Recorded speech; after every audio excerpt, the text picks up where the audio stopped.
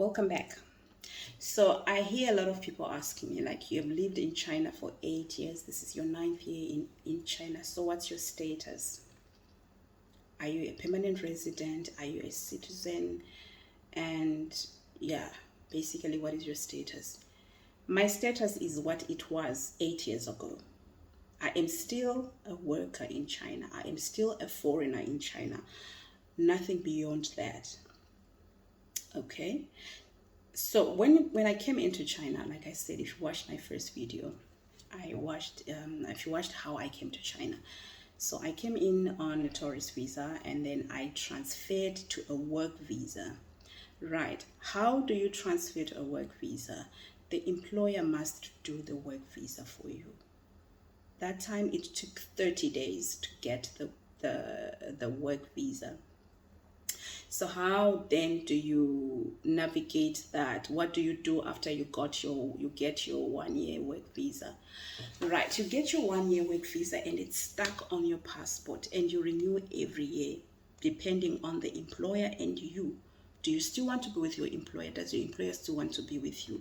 If you guys are still together, you renew your contract and they will renew your visa for you. But this is the thing, you only get the visa one time when you're coming into the country. I actually went to Hong Kong to get my visa because you don't get a Z visa in the country. Well, that time it was not possible because there was no pandemic. But during the pandemic, a lot of people got their Z visas here in this land, but they didn't get like the Z visa that is put on your passport that says Z, category Z. No, they just got residence permit. So let me explain that.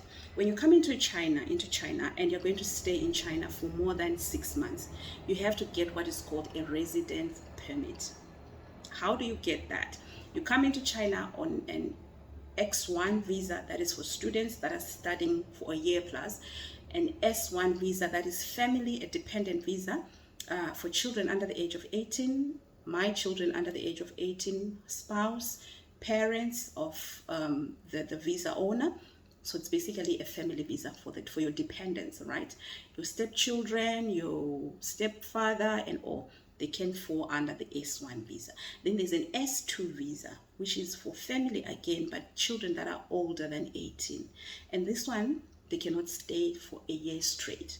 So for those that can stay for a year straight, we have the Z visa, that is the one that we use as workers, and the X1 for students, and S1 for family. I don't know which other categories have that. I'm told there's an S1 again for domestic workers. So when you come into the country with that visa, you are given only 30 days on that visa. So in those 30 days, you must get your residence permit. How do you go about getting your residence permit? Your employer will assist you. But first and foremost, you need to do your medicals. You need to go to appointed hospitals. They are designated hospitals that carry out these medicals, every city. So you go to that hospital and they will do the medicals. They check a number of things, right? But there are specific things that if you test positive for, they will not allow you. They will deport you.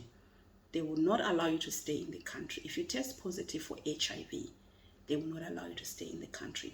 If you test positive for TB, they will not allow you to stay in the country. If you test positive for Daca, they will not allow you. If this is your first time, they will not allow you. If you test positive for syphilis, to be specific, they will not allow you to stay in the country.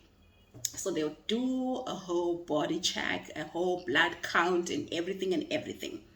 Then when you have your medical certificate, your contract of employment, your passport with your Z visa, and all those other documents, I don't know, the employer knows, because they have to apply online again for you for this. Oh no, they have to apply for a work permit for you. The work permit is approved, you have the work permit and everything, and then they'll apply for your residence permit. Your residence permit is put on your passport. Okay, it's a sticker that they put on your passport. When I first came, the residence permit was just a plain little paper that's stuck on your passport. Now your residence permit even has your picture on it. So if you use an ugly picture from day one in that province, the whole time that you're staying in that place, you're going to have that ugly picture on your residence permit year in, year out, because you cannot be changing those pictures. It's already in the system. Okay, you will probably only change when you change cities, when you go to a different city and you start presenting your documents afresh. Right. So that's how you get your residence permit. Your residence permit is valid for a year.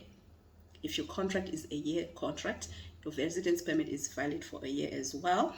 And then towards the end of your contract, you need to, if you want to stay with your employer will renew your contract, and then they will renew your residence permit. In my hometown, which is Hananjinjo, if you've watched my first video, you understand why I call it my hometown. So in my hometown, every year we had to go for medicals. Every single year we went for medicals, and every year they would renew our contracts and renew our residence permit every year, and renew our work permits.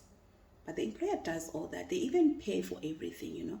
All you need to do is just to present yourself at the hospital and get your blood drawn and get your chest x-ray done and have those ultrasounds done and everything.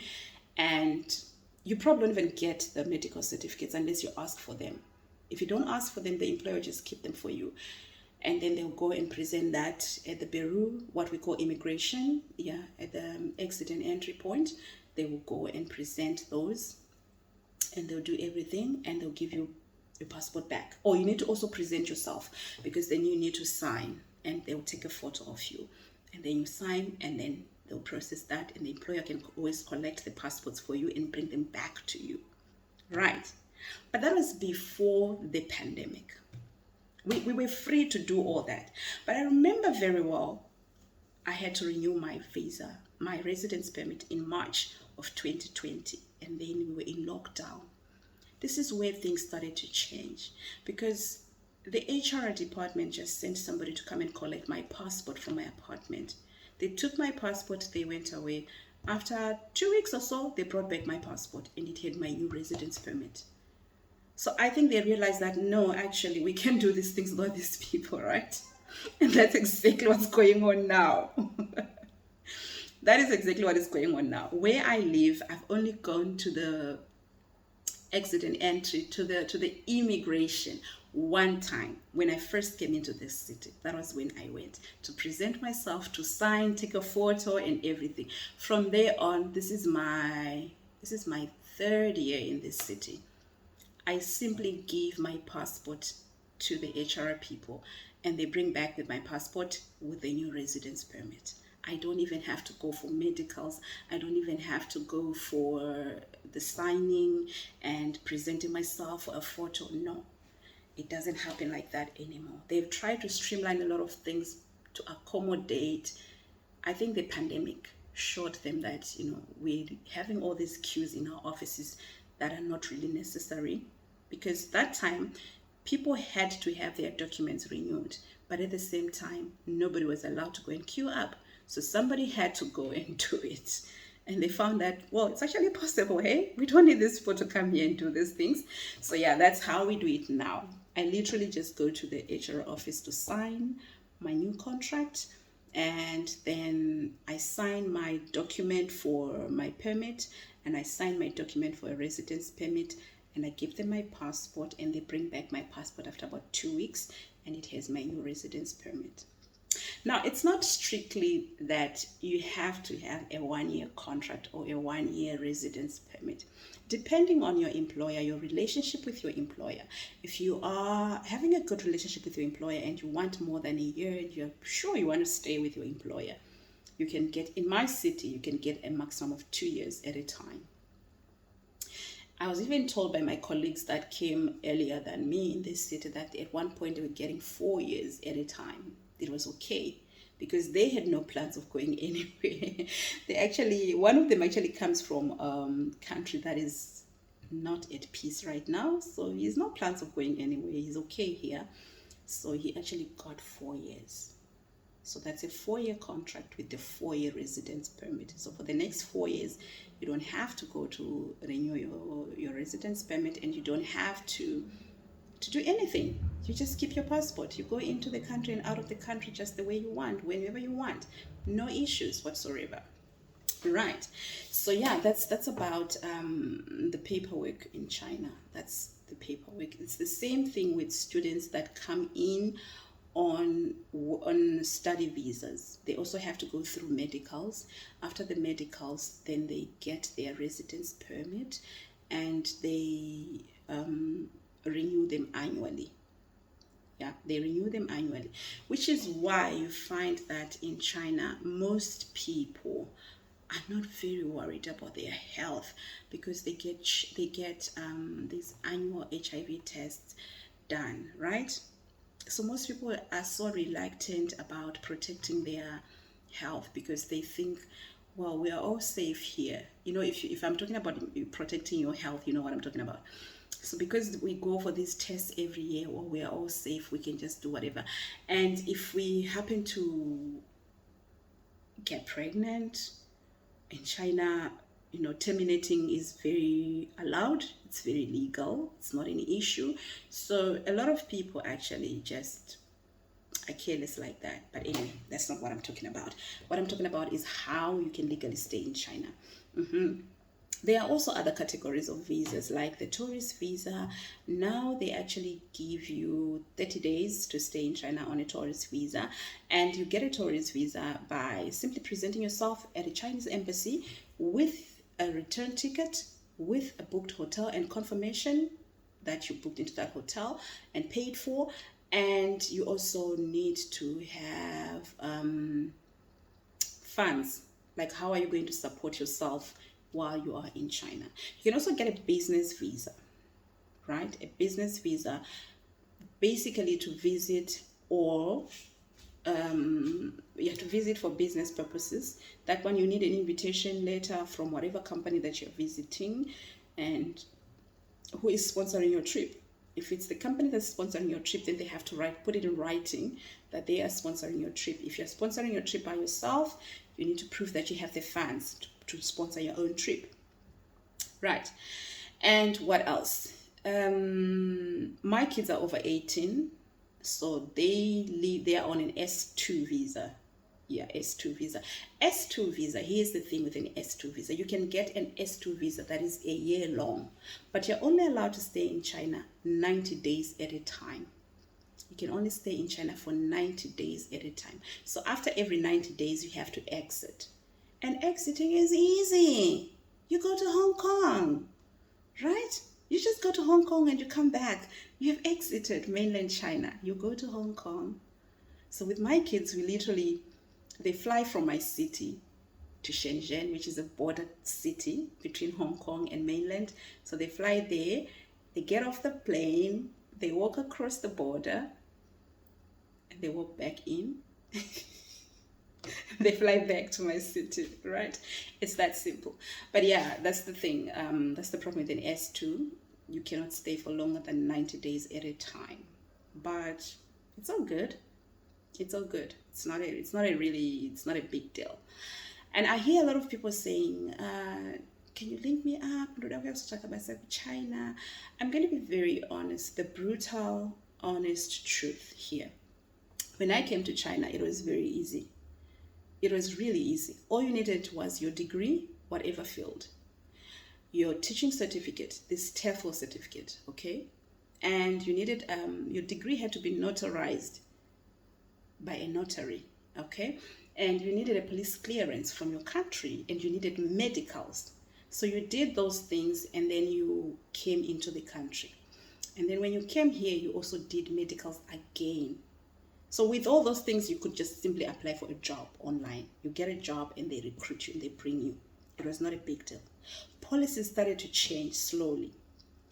At some point, I think it was like in my 4th year in the country, they started saying, no, when you have your degree, we want it authenticated by the examination board in your country.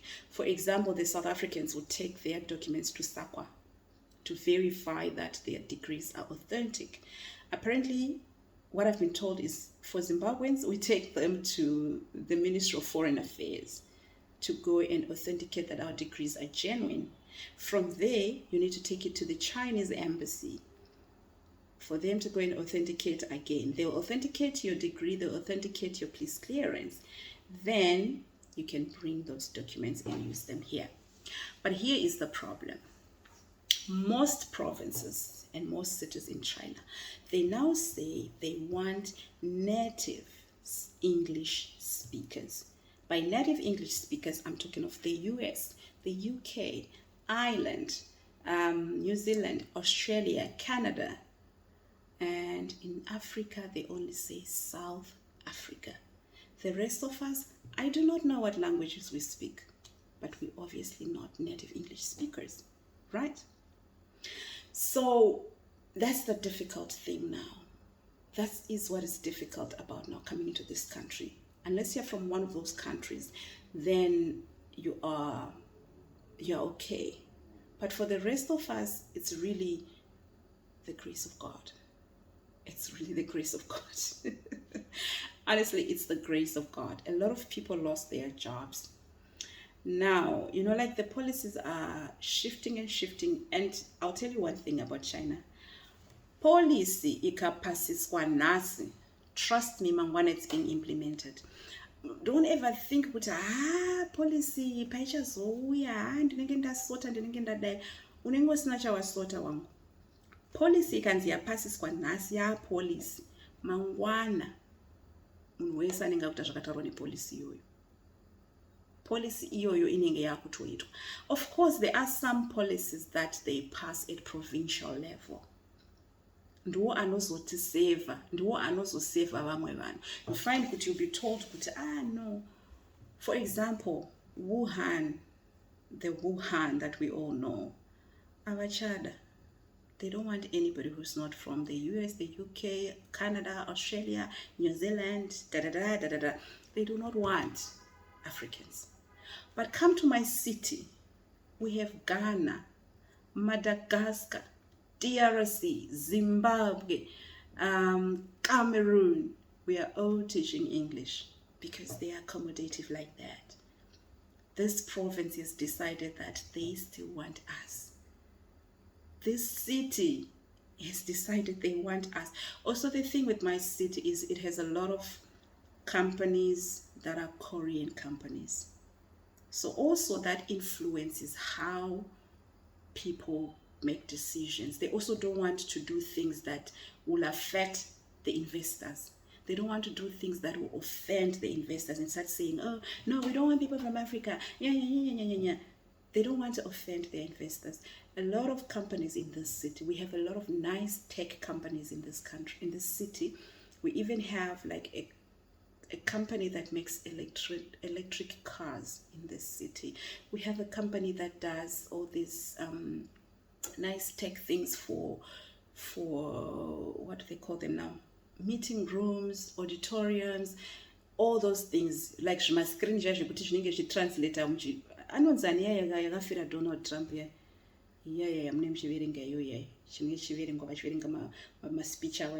we have a company that does all those things in this city, but it's a Korean company. The streets in my city are written in 3 languages. Street names, English, Chinese, and Korean. That's how much they respect the Koreans in this city.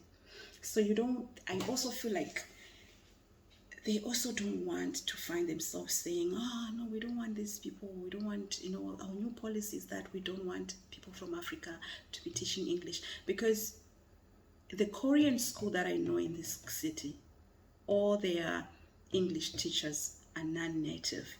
They have somebody from Serbia. They have somebody from India, Madagascar. What's that other country now? DRC, Ghana. Those are the people that are teaching English in that school. It's a Korean school, and they do the Cambridge syllabus, okay? But they are not complaining. They are happy with the way these people are teaching their kids. So at the end of the day, some policies are made at provincial level. Some policies are executed at city level. But the general consensus is that English speaking countries are preferred. Those that originally speak English, not us who speak one language and then we have English as an official language in our country as well. But those people that are actually like purely English, those are the people they prefer. It's the general consensus right now. To the point that even South Africans, there are schools that are like,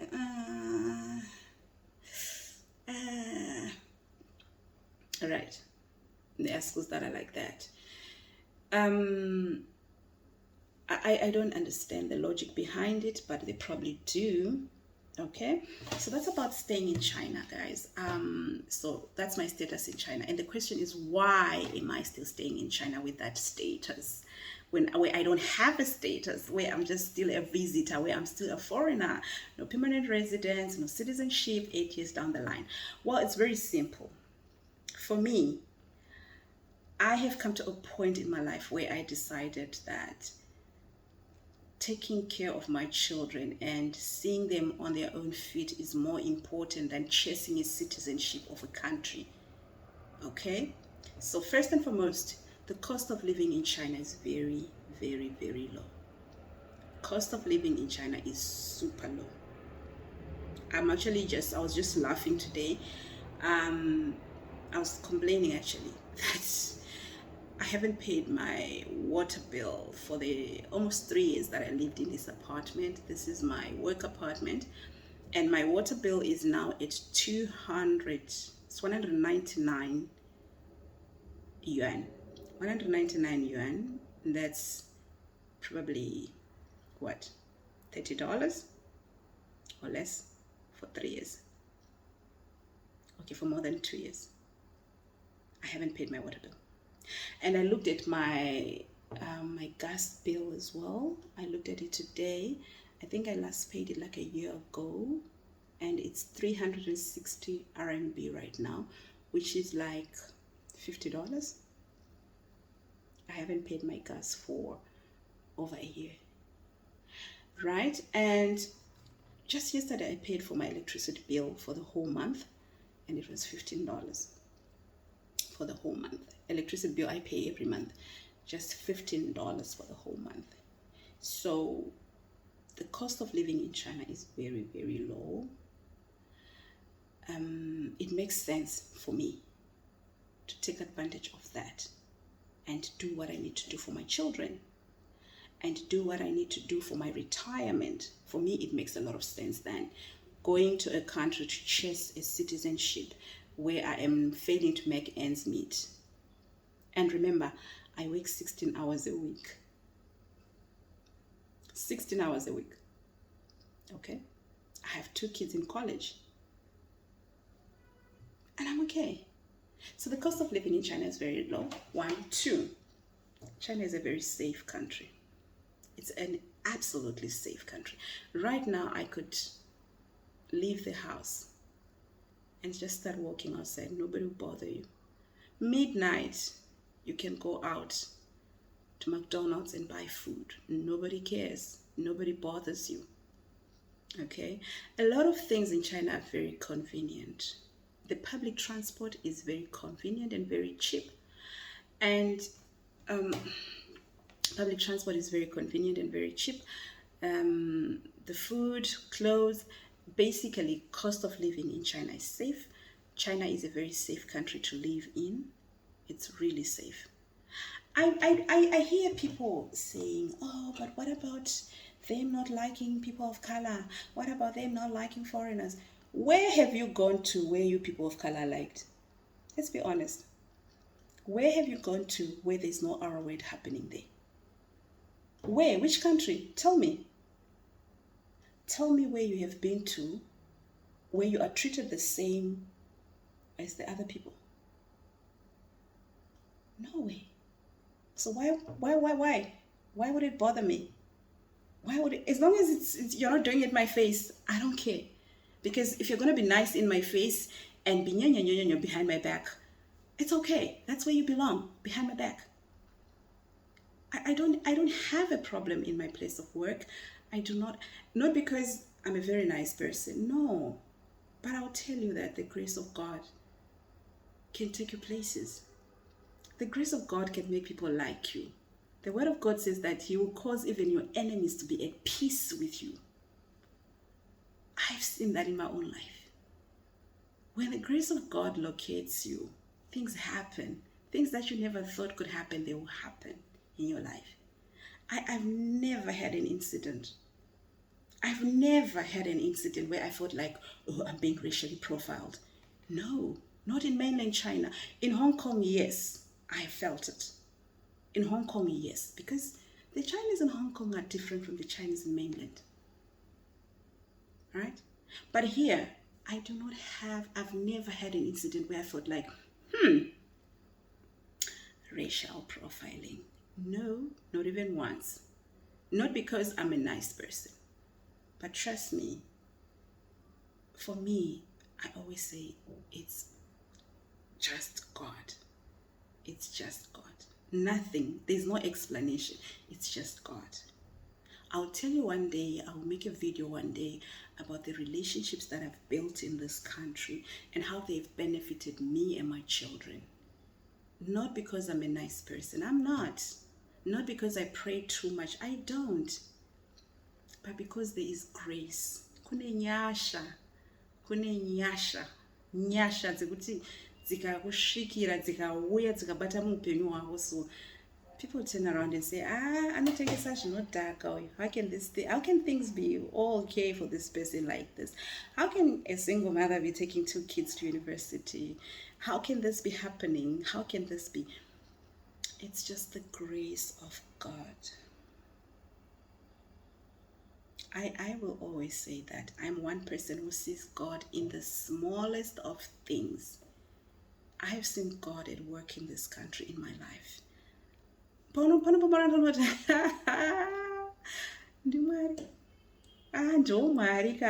Right? So that's my, I'm still in this country. I'm able to send my kids to school. I'm able to do things for my kids when they need them done. I do not have to worry that, oh, you want to do this, apanamar. No. I do what needs to be done. We do what we need to do. We do what we have to do at the right time. Because the cost of living in this country, because this country has allowed me to do that. This country has helped me by the grace of God. To the glory of God, this country has given me that comfortable life. To the glory of God, this country has allowed me to raise my kids and give them a comfortable life and send them to school. Right? So yeah, that's why I'm still in China. Do I have plans to leave? Nah, I don't. If I plan to leave, you will know when I have left. Anytime before that, no one will know. I'm here, and I'm here to stay. Right, so yeah, that's why I'm still in China, guys, and that's my status in China, and that's how you can also live in China. Those are the visa options that you have to come to China and to live in China. And those are some of the advantages of China. Very safe country. Everything is very convenient. Trust me, everything is very, very convenient in this country. Very convenient. Then people complain about the language. What about the language? What about the language? What about the language? What's the big deal? What about the language? You can learn the language, but if you're not good at languages like me, you can use the translation app.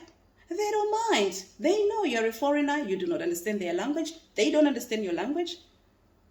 You use a translation app. You communicate. You are good to go. You learn a few words every day. Learn basic Chinese. Learn basic Chinese. You get yourself around. Everything is fine. And trust me, there are a lot of Chinese who speak English. There are a lot of Chinese who understand English. So, there's no issue of language there. I'm not even bothered by the language issue. I'm not even bothered by the food issue because kuno tinotenga hupfu. Kuno tinotenga maguru. Tigotomabika, tigotomakwatisa. Tigotowabika. Tigotodya. Tigotenga mazondo. Tigotenga oxtail. Tigotenga matrotters. Tigobika sadza redu, tigogara pasi nevana tigodya. All right? Zvese kuno tinotenga kovho, mavheji aya kovho aya tinoatenga tigoakwatisa kunga mbuya ari rato. Shout out to Big Sam. Tigoakwatisa andichandisa ndawana itsunga chete ya tsunga sandawana bari kovho aiwa tinototenga tigotobika haifiridzi yedu tigopakura nevana vangu tigogara pasi tigodya tigomwa mvura. So for me, really, I think there's a lot of misconceptions about China, and I'll come and address those one day. But for now, yeah, that's all I can say for now.